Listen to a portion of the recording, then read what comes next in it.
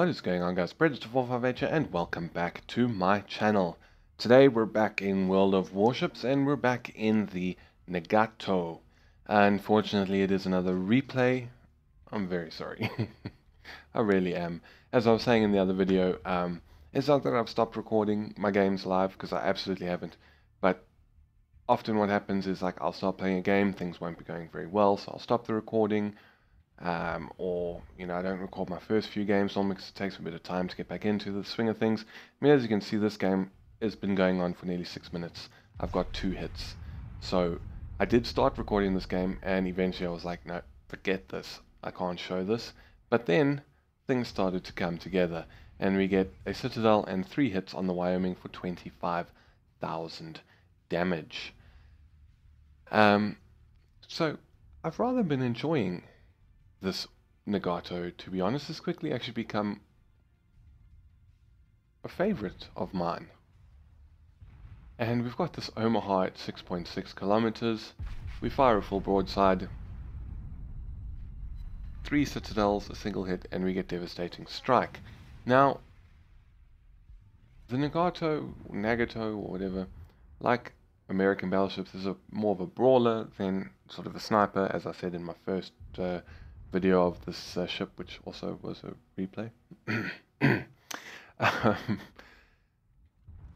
But like in that situation where, you know, there's a cruiser 6 kilometers away from you, let's take the equivalent American cruiser, the Colorado. Now, I'm not saying the Colorado couldn't do that. It absolutely could do that. I just don't think it can do it as well, as often. I've been in similar situations with the Colorado, and the guns just kind of spliced, you know? But not in this. They found their sweet mark, and we sent an Omaha to the bottom of the ocean. Now, I don't recall exactly why I wasn't firing at these, because we got a New York 7 kilometers behind me and this destroyer. I don't recall exactly why I was holding my fire, but, you know, I did. And those torpedoes just ran out of range, but they would have missed us anyway.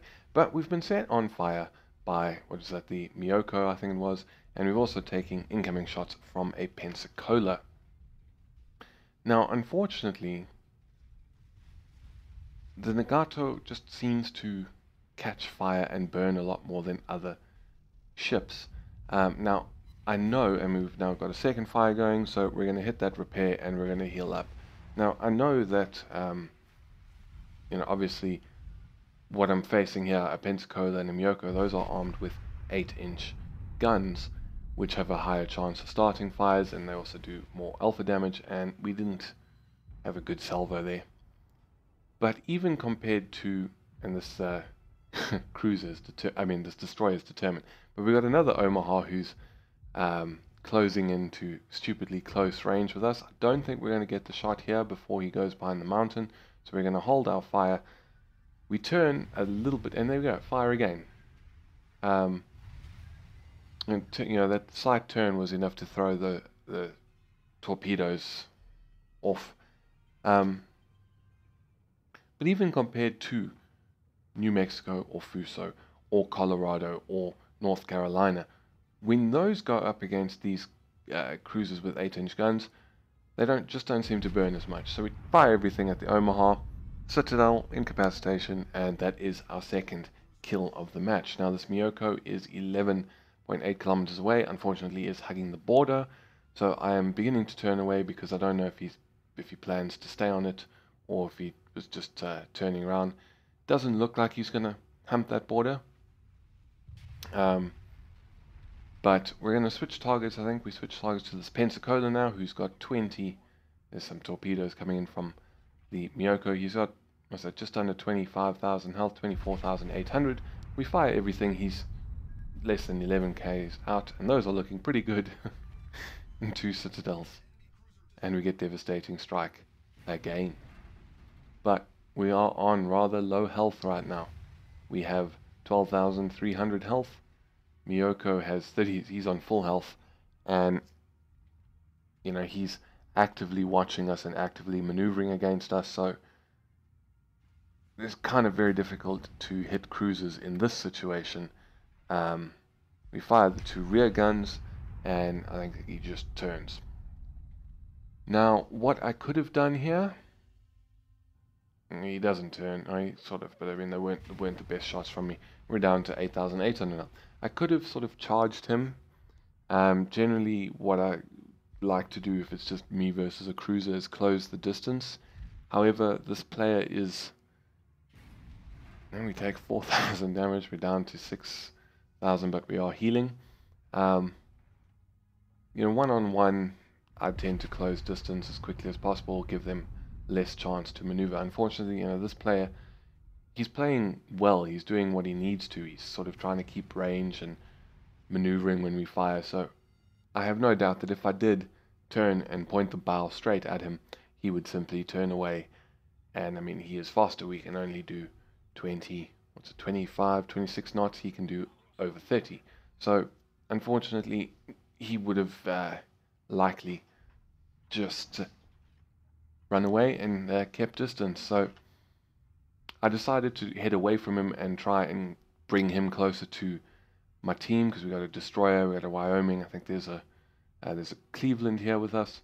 So now he's popped out from behind the mountain. We're going to fire everything. He's at 14 kilometers, but unfortunately,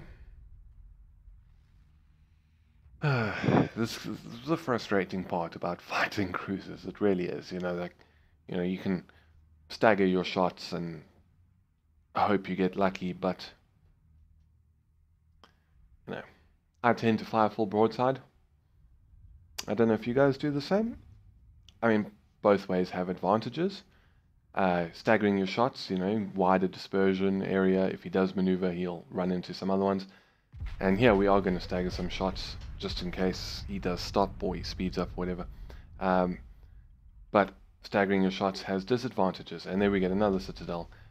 We get Confederate, which is not something I get too often in battleships, if I'm honest.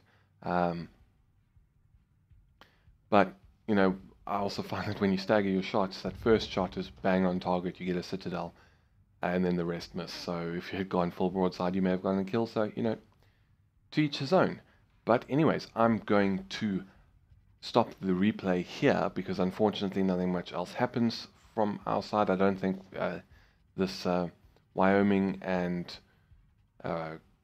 Grimyashki, however you pronounce that, both survived the match. We've capturing D. I think we'll start capturing B, but nothing else really happens. So let me use the power of editing, and I will bring up the results. So as you can see, we won. We got 12 target hits, 1 incapacitation, destroyed 4 enemy vessels, got 8 citadel hits, and defended the base 5 times for 345,000 silver, 10,800 research, and then we got Confederate, devastating strike. I think that's arsonist, maybe. I don't know. But 10,800 research. This was on the final night of the 3 times bonus for Gamescom. As you can see, we also came first place for the team with 2,404 base points, 1,200 roughly points ahead of the Farragut, and the best place enemy was the Miyoko with 933. And then as for the detailed report, I was a little bit disappointed with this actually.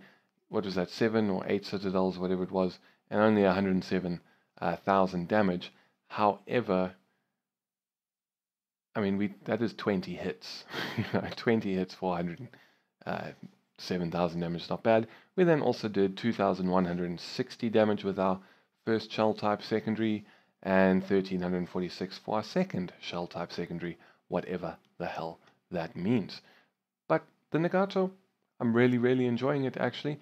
I'm about halfway through the grind towards Amagi. However, I am spending most of my time at the moment playing North Carolina and Otago, because I have enough research for Iowa.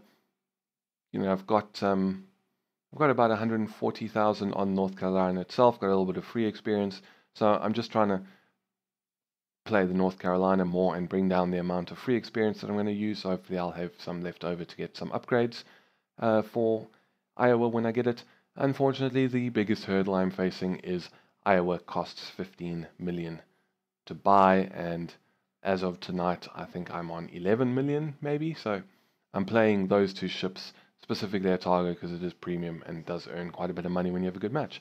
But anyways, that's enough rambling for the end of this video. If you enjoyed, please feel free to hit the thumbs up button down below and maybe consider subscribing for more World of Warships content, as well as War Thunder and a few other things that are thrown into the mix from time to time. Also, be sure to check the video description down below for links to my Facebook and my Twitter pages, and you guys can follow me there as well if you so desire. But as I said, that is it from me. Thank you very much for stopping by. This is Predator458 signing off, and I will see you guys next time.